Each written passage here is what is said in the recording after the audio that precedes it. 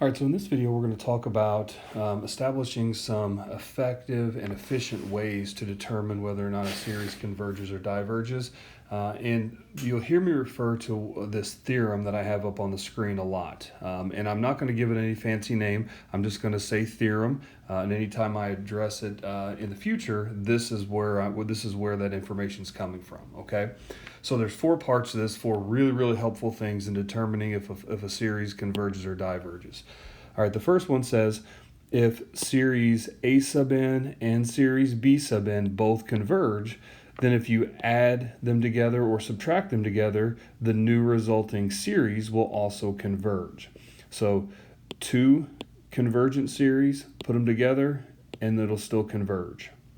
Part two says if one of them converges and another one diverges, then put them together and the resulting series will automatically diverge.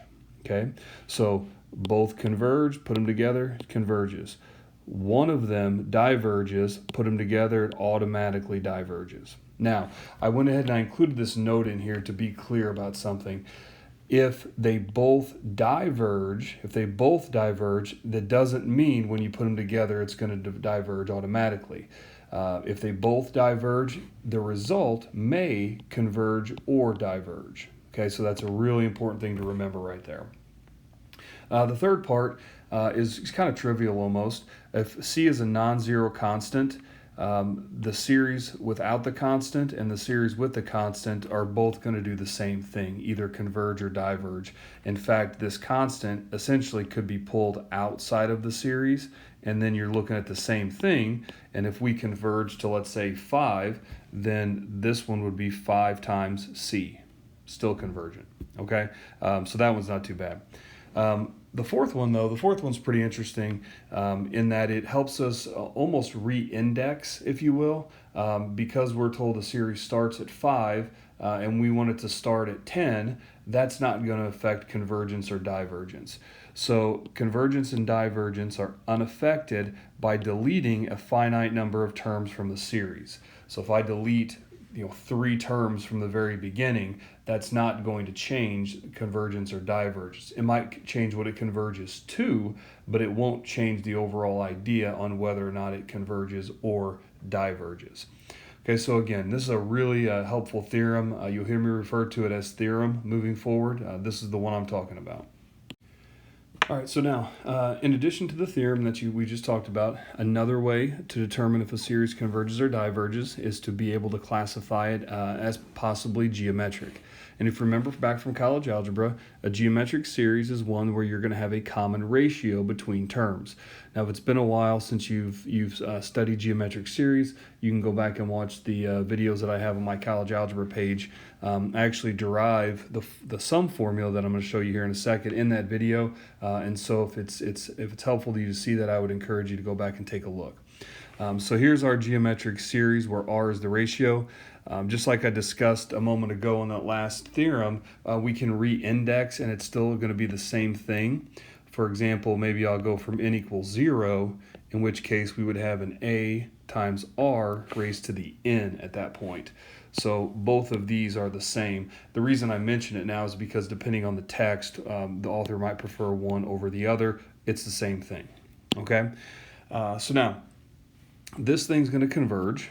So converges to S equals A sub 1 over 1 minus R if the absolute value of R is less than 1.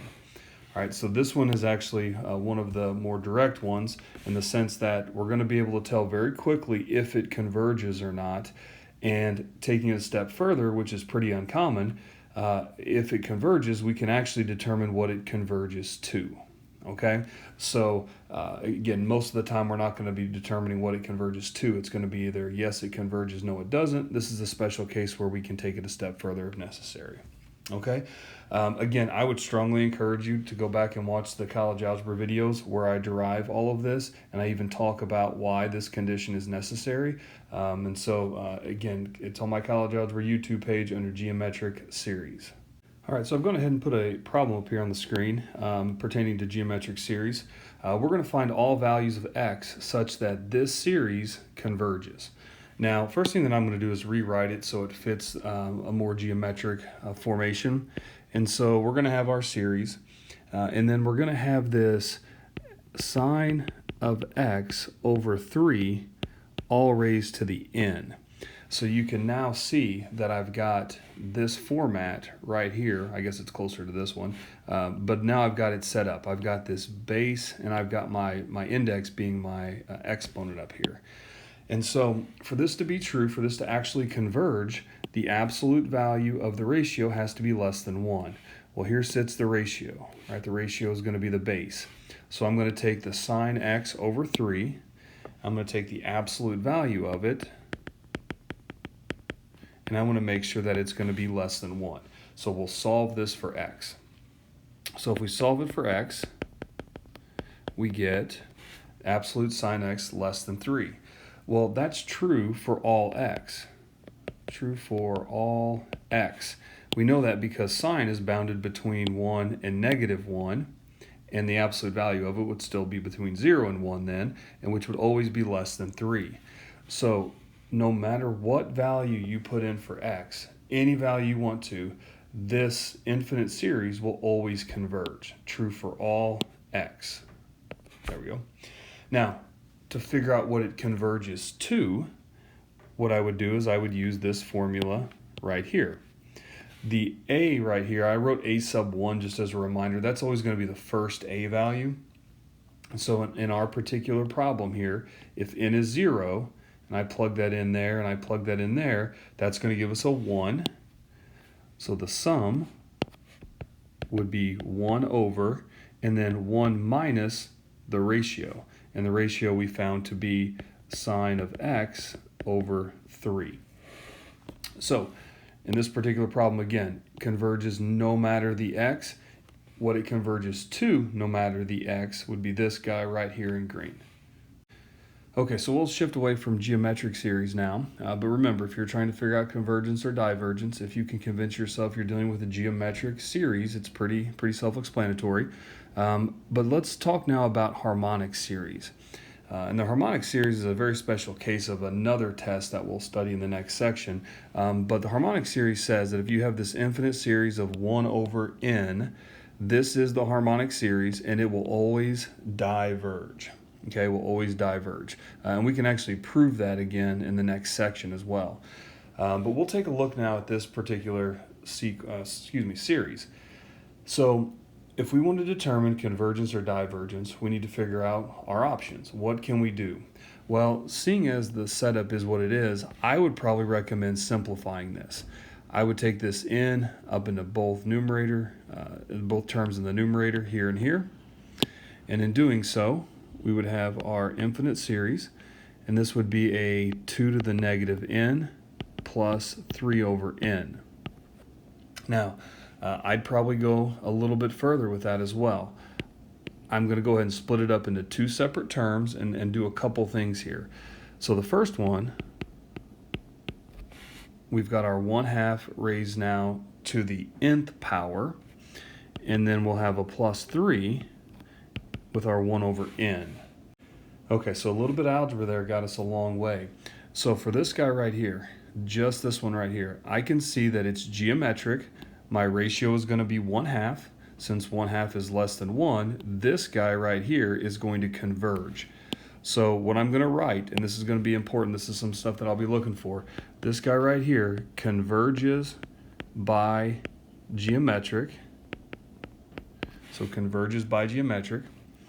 Moving over here to the second one now, this is your harmonic series. And we know the harmonic series diverges.